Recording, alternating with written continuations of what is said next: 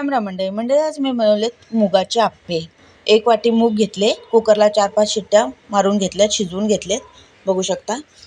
आता बाकीचं साहित्य बघूया। एक कांदा घेतला, एक टमाटा, एक गाजर घेतलाय, कोथिंबीर आणि मिरची व्यवस्थित मिक्स करून घेऊया। बेसिक मसाले टाकले सर्व। अर्धी वाटी तांदळाचं पीठ टाकले, छोटी अर्धी वाटी टाकलेले, कारण बेटर व्यवस्थित हे झाले पाहिजे, त्याला बाइंडिंग आली पाहिजे। आता मी हे मूग जे शिजवून घेतले त्यात टाकले, थोडंसं पाणी टाकले आणि व्यवस्थित मिक्स करून घेऊया सर्व।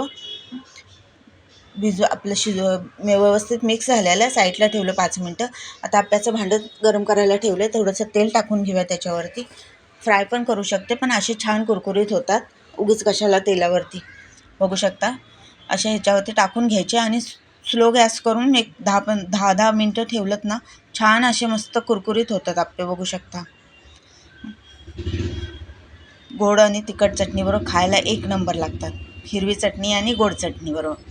तर लाईट गेलेली त्याच्यामुळं मला दाखवता आली ना चटणी। अशा प्रकारे मुगाचे आप्पे बनवून बघा, खायला एक नंबर लागतात, एक वेगळा पदार्थ।